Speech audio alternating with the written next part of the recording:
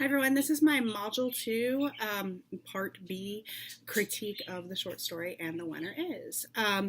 Throughout this week we've been discussing different rules to make critique go well or workshopping go well. And the overriding theme that I'm seeing from almost everybody's posts is you need to do it in such a way as to build the writer up instead of tear them down.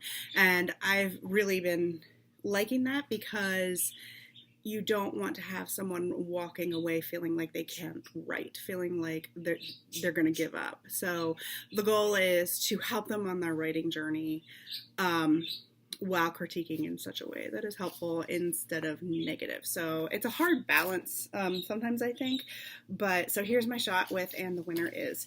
So I really like this story. It's very fast-paced, which would go along with what he did. So he would be pretty frantic going throughout his day after stealing the trophy, kind of just waiting for the next shoe to drop. So I really like that. I'm wondering if this would be really interesting written in first person point of view present tense. I think that we could really get into his head and find out more of what his motivations are that way, and then that would really match with the fast-paced tone. You'd be able to see that more clearly, I think, about how his head is kind of jumbled and, oh my gosh, look at what I just did. I need to hide this. I need to do this. I need to do that. I think that would be really interesting to get inside of Zach's head in that part of the story. So, but yeah, I like the fast-paced nature of it.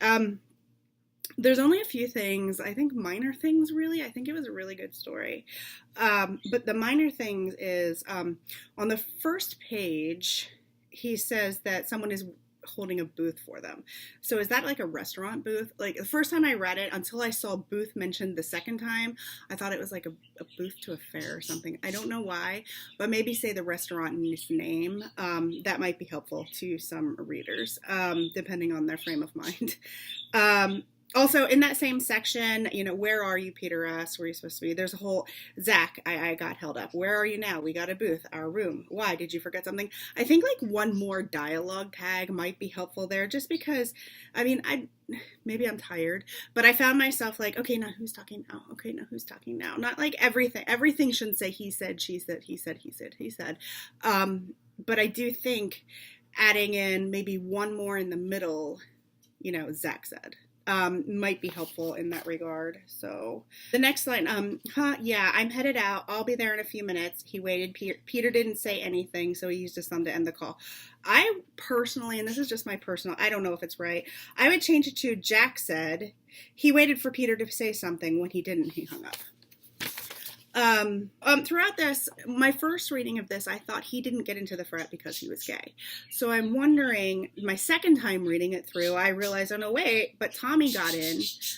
So what was the real reason for Zach not getting in? That was unclear to me. I would like to know more about that.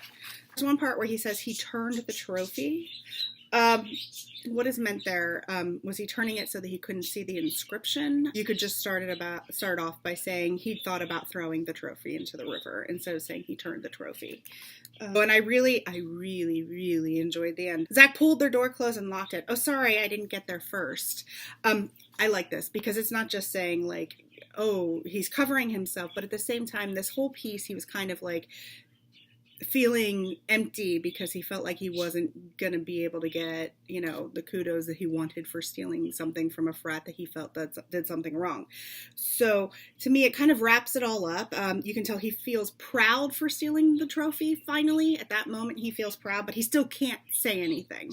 But I think he got some sort of self-validation from that, which I really like.